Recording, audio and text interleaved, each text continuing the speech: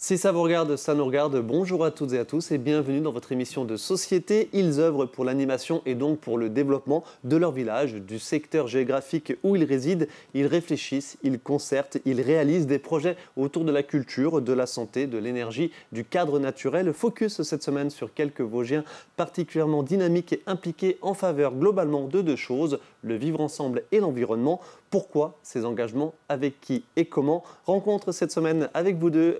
Lucie Lottolini, bonjour. Bonjour. Vous êtes psychologue, vous êtes sociologue et vous êtes aussi et surtout la cofondatrice du tiers-lieu Odile en bonne santé. C'est à Docelles. J'avais eu le plaisir de vous accueillir il y a 2 ans déjà. Beaucoup de choses se sont passées en 2 ans pour ce tiers-lieu, donc Odile en bonne santé à Docelles, dont on entend de plus en plus parler. On va se détailler tout cela. Et Camille Mougenot, bonjour. Bonjour. On entend aussi de plus en plus parler des Monts de l'Utopie. C'est votre association à Rochesson, connue principalement, là tout de suite maintenant, peut-être au niveau départemental pour le festival Les Utopiques. La première édition, c'était en 2023. Et cet été, il y aura la seconde édition. On va se détailler tout cela dans quelques instants. Un petit mot, si vous voulez bien, avant sur le troisième invité qui devait être avec nous aujourd'hui et qui a eu un empêchement personnel. On lui adresse tous nos encouragements, mais c'était Frédéric Laurin pour la SIC Bain d'énergie, la SIC Société coopérative d'intérêt collectif. Un petit mot juste sur cette SIC, parce que voilà, ça illustre aussi cet engagement et ce dynamisme de certains Vosgiens sur certains secteurs de notre département. Donc la SIC Bain d'énergie, c'est une mobilisation autour de la valorisation touristique, patrimoniale, énergétique, culturelle, dynamique, habitat, etc. de l'ancienne friche industrielle, le Moulin au Bois. C'est au sud-ouest de la Vosges-les-Bains.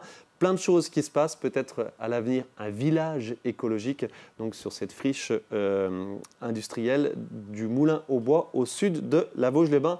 On aura l'occasion d'y revenir, mais voilà, le message est passé, les encouragements sont adressés, on y reviendra. Lucie Lottolini, un petit mot sur le tiers-lieu, donc Odile en bonne santé. Faites-nous déjà une présentation toute rapide.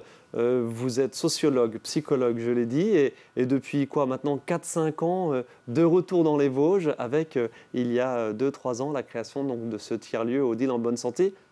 Tout est dit dans le titre, on est sur la santé, mais de façon très globale. Oui, c'est ça.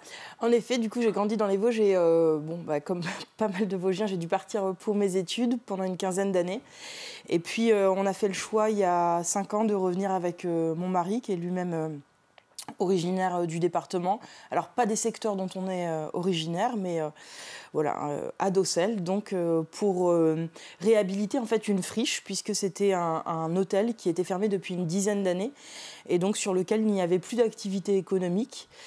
Et on a donc créé ce projet, mais alors vous disiez, ils réfléchissent. Alors la manière de réfléchir, c'est quand même une manière qui s'adapte en fait à chaque fois. C'est-à-dire que quand en 2021, on a racheté cet hôtel et on a commencé la rénovation, on ne pensait pas que ça irait aussi vite, que ça prendrait cette forme-là. Et à chaque étape, en fait, ce sont des nouvelles personnes qui rejoignent, puisque lorsque vous nous aviez invités il y a 2 ans, on était donc 5 cofondateurs de cette association, Odile en bonne santé.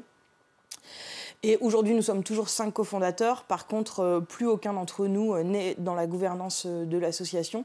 Cette association est administrée par des habitants de la communauté de communes du territoire, qui ont tous des parcours personnels, professionnels, des expériences de patients également différentes, et qui se sont engagés qui administrent et qui développent cette association. Concrètement, vous parlez de aujourd'hui une dizaine de personnes donc, qui travaillent dans ce tiers-lieu. Pour qui? Pourquoi? Je l'ai dit, vous êtes sociologue et psychologue, vous travaillez toujours sur les 2 volets, mais quelles sont les fonctions des autres personnes à demeure, donc à Docelles? Oui, alors sur le bâtiment, en fait, Odile en bonne santé, c'est une des structures. Il y en a une autre qui est spécialisée, en fait, qui est une entreprise scientifique, que je dirige, en fait, et c'est ça mon métier principal. Donc, je suis chercheur. Donc, on est 3 dans cette entreprise scientifique. Et puis, donc, sur le volet santé, il y a 6 professionnels de santé qui travaillent sur place. Et puis après, il y a un travail qui était réalisé jusque-là par des bénévoles. Mais en fait, on va accueillir dans quelques semaines nos premiers salariés, avec 1,3 postes qui arrivent. Donc ça, c'est une grande nouvelle pour nous. Ça va être un grand changement aussi parce que ça va permettre déjà de soulager un petit peu le travail des bénévoles et de le faciliter. Et puis après, il y a des emplois aussi autres, puisqu'en fait, on a inauguré fin 2024 12 lits en hébergement. Donc on a des chambres d'hôtes et un gîte. Et donc tout ça, il y a aussi beaucoup d'entretien, un travail qui est souvent invisible, un travail aussi du care, justement de prendre soin du bâtiment. Donc depuis 2021, ce sont 13 emplois créés donc, dans le bâtiment, donc rue de la Patience à Docelles. Le care, le soin, bien sûr. Exactement, en anglais, c'est A-R-E. Les praticiens, quels sont-ils? Vous ne m'avez toujours pas dit. Alors, 6 professionnels de santé, il y a 3 psychologues, 2 masseurs-kinésithérapeutes, dont un qui exerce en médecine chinoise, et une infirmière de santé publique qui exerce en shiatsu. Et après, il y a des bénévoles donc, qui sont des personnes concernées par des problématiques de santé, soit qui sont des patients, soit qui sont des proches aidants, qui ont passé chez nous une formation à la paire aidance en santé et qui en fait co-animent des groupes réguliers avec des professionnels de santé. Et nos paires aidances sont tout aussi importants. Paire aidance, ouais, c'est-à-dire paire aidance, P-A-I-R, plus loin. exactement, c'est ça. Donc c'est un nouveau mot aussi dans ce bien-être et dans le vivre ensemble, dans le faire société pour les aidants. Exactement, et dans la reconnaissance de l'importance des savoirs de l'expérience dans le travail de la santé. C'est-à-dire qu'aujourd'hui, on ne peut plus faire face aux crises auxquelles on doit faire face, donc sanitaires, mais également environnementales, qu'en s'appuyant sur des expertises qui sont très techniques, qui sont aussi parfois un petit peu distanciées justement des besoins directs des personnes concernées. Et donc les pairs aidants nous rappellent un petit peu l'importance de cette expertise d'usage. Encore plein de choses à dire avec Odile en bonne santé, on va y venir. Camille Mougenot, je me tourne vers vous. Les monts de l'utopie, pareil, un parcours un petit peu similaire. Vous êtes originaire de Rochesson, vous êtes revenu à Rochesson, c'est ça? Alors non, je n'étais pas originaire de Rochesson, des Vosges. Des Vosges. Mais donc voilà, j'ai un peu bourlingué et donc je suis revenue dans les Vosges il y a une dizaine d'années. Ah. Les monts de l'utopie, c'est quoi? Et les monts de l'utopie, donc c'est un groupe d'amis, de jeunes qui ont envie de faire un peu bouger les choses. Et donc ça a été créé il y a environ une dizaine d'années maintenant. On fêtera l'anniversaire l'année prochaine. Et donc la vocation de cette association, à la base, c'est une vocation culturelle. Donc nous, on crée on crée au début jusqu'à 9 événements par an. Maintenant, on fait entre 3 et 5 événements par an, parce que ça nécessite énormément de travail et puis qu'on a une équipe de bénévoles ultra soudée, mais bon voilà, il faut aussi penser au repos de chacun.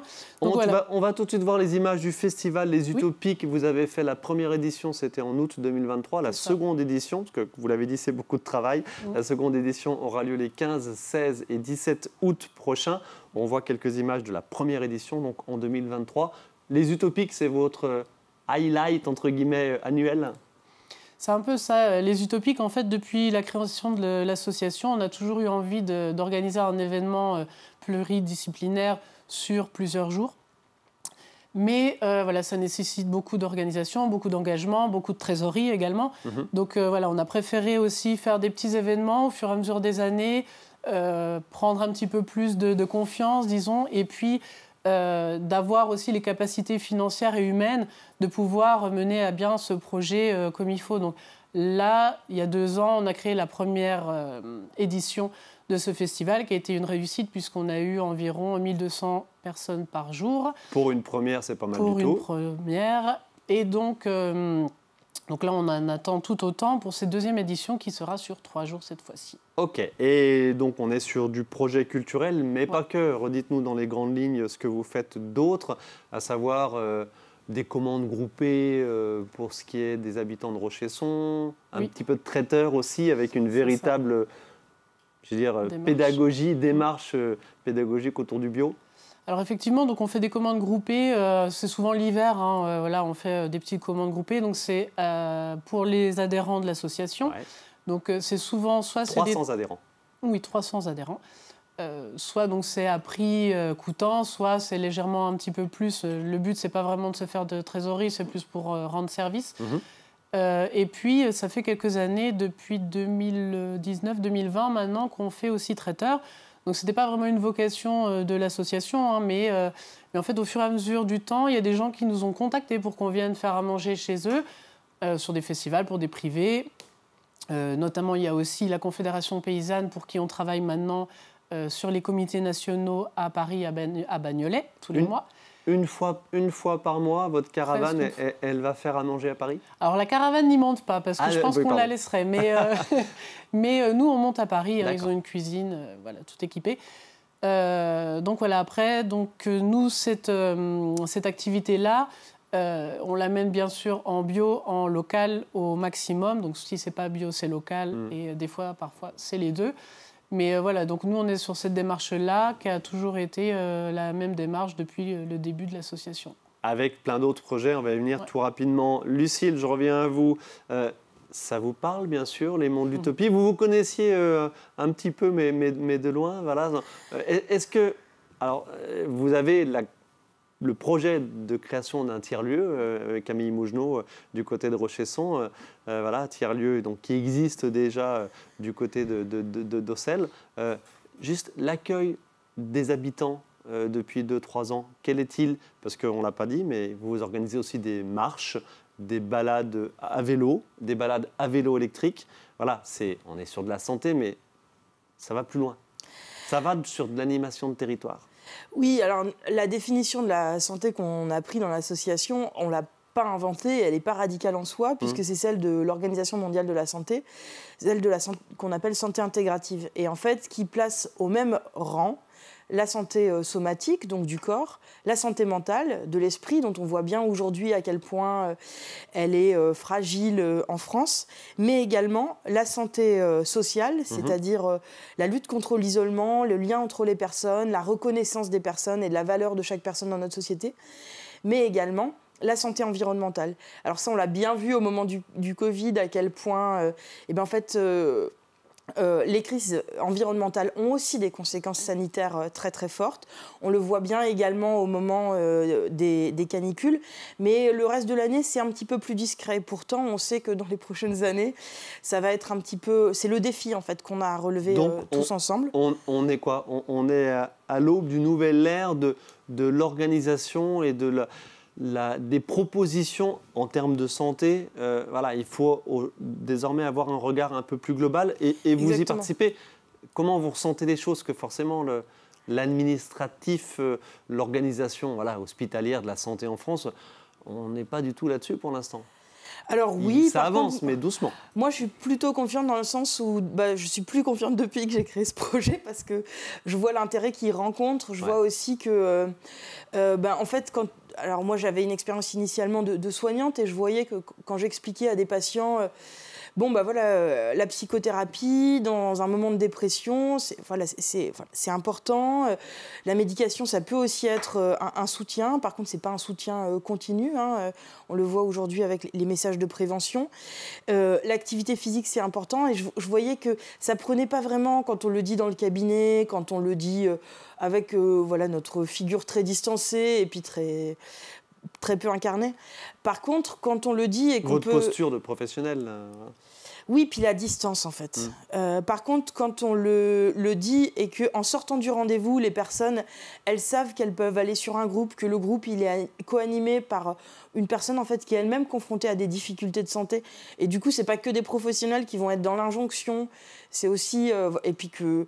ils nous voient nous-mêmes, parce qu'on habite tous sur place, en fait, ou dans les villages alentours. On se déplace en vélo, on fait le soin à domicile en vélo. Donc, c'est pas des messages qui sont désincarnés, qui sont très distants, qui sont à la télé. Enfin, voilà, c'est concret.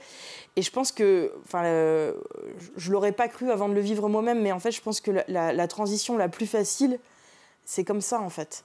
Parce que les personnes, elles viennent en fait à un groupe une première fois un petit peu, je pense...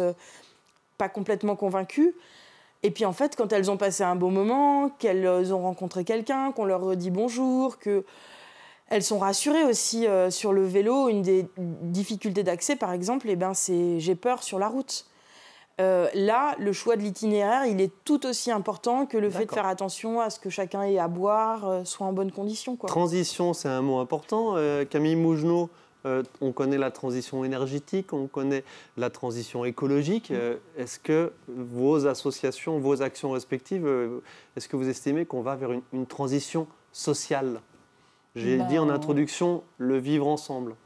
Je l'espère. Après, je pense que c'est très important, en tout cas au niveau de la culture, moi je parle pour notre association, de créer des événements justement où les gens peuvent un peu sortir du contexte anxiogène qui est le nôtre, et donc de garder des petits événements où ils peuvent juste venir s'émerveiller devant un spectacle, découvrir des musiques qu'ils ne connaissent pas, juste partager un bon repas, échanger avec son voisin, sa voisine. Nous, on a un public qui est vraiment intergénérationnel. Et donc, on voit bien aussi que les gens, ils viennent aussi parce qu'il y a ce climat un peu de confiance, de bienveillance. Et donc je pense que c'est très important aujourd'hui de garder ça. Et public touristique à la belle saison aussi au mois d'août, bien sûr. Un petit mot sur votre projet de tiers-lieu, c'est important parce que, vous l'avez dit, quand on est des bénévoles, quand on est une association, c'est bien d'avoir un local, c'est bien de pouvoir matériellement proposer quelque chose et incarner quelque chose. C'est vrai que c'est une difficulté aussi de pouvoir recevoir, de pouvoir organiser des choses. Ce tiers-lieu, qu'en est-il ? Alors là, à l'heure actuelle des choses, donc on a une piste pour un bâtiment qui se trouve dans le village. On est sur Rochesson, je rappelle. Toujours sur Rochesson, bien sûr. Et donc, il y a une partie où il y a un terrain et puis il y a du bâtiment. L'idée, donc, c'est de conserver le bâtiment pour l'association, pour les bureaux, pour l'espace de vie, du stockage, etc. Et puis, garder l'espace extérieur pour recevoir du public. Notamment, ça serait plutôt, a priori, sur la saison d'été. Et donc, on proposerait une petite programmation culturelle en plus des événements qui sont des événements un peu incontournables de l'asso. Et donc, proposer une petite programmation, un petit bar, un petit resto, voilà, comme on le fait, mais disons avec un peu plus de simplicité sur le site. Épicerie participative aussi. Voilà, ça c'est... Il y en a déjà quelques-unes sur notre département. Oui, exact. On sait les difficultés évidemment d'un point de vente de petits commerces dans certaines zones rurales. Il faut qu'il y ait une viabilité commerciale bien sûr, ce qui est parfois difficile, d'où ces épiceries participatives, les grandes lignes. Alors les grandes lignes, pour aller un petit peu plus loin que nos petites commandes groupées, voilà, on avait évoqué l'idée justement de créer une épicerie participative, d'avoir un point où, pour l'instant ça reste encore à travailler, mais ça pourrait être une fois par mois, les gens font des précommandes, et puis après il y a des bénévoles qui préparent les commandes, etc. Et puis il y a distribution. Ça pourrait être ça. Avec parfois aussi carrément des heures d'ouverture, avec des bénévoles qui... de façon alternative, selon leurs impératifs, tiennent la boutique. C'est ça.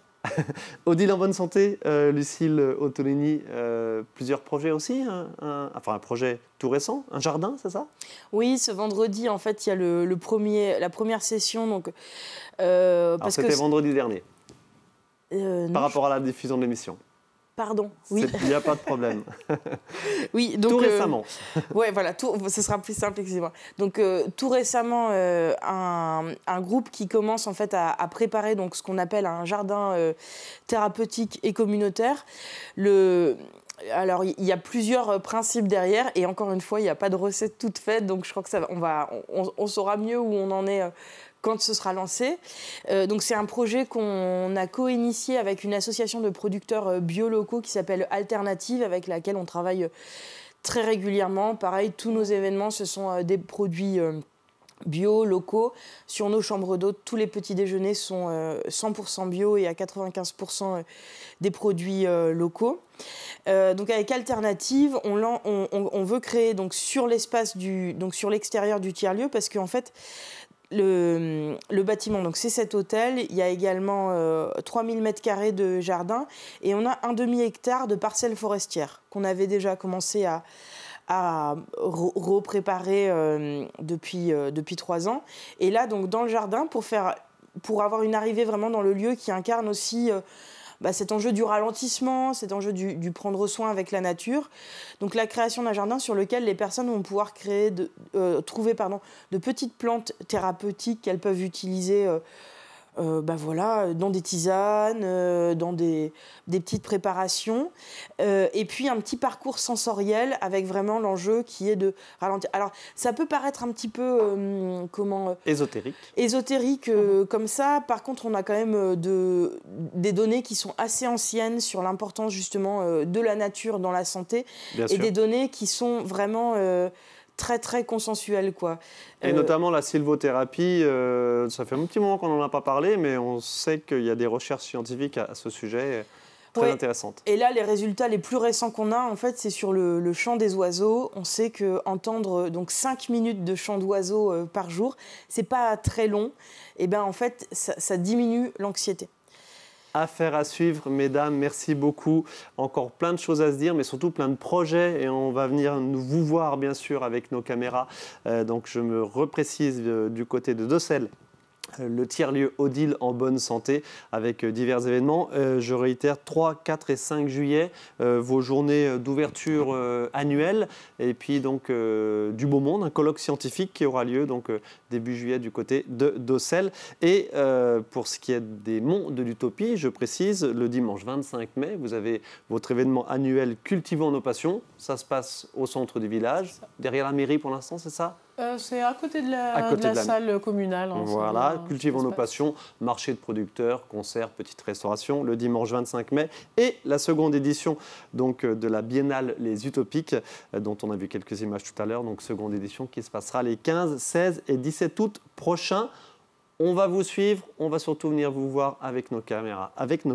Merci à toutes les deux. Merci. À très bientôt et bon courage. À bientôt. Merci à vous de votre attention. On se retrouve la semaine prochaine pour une nouvelle émission.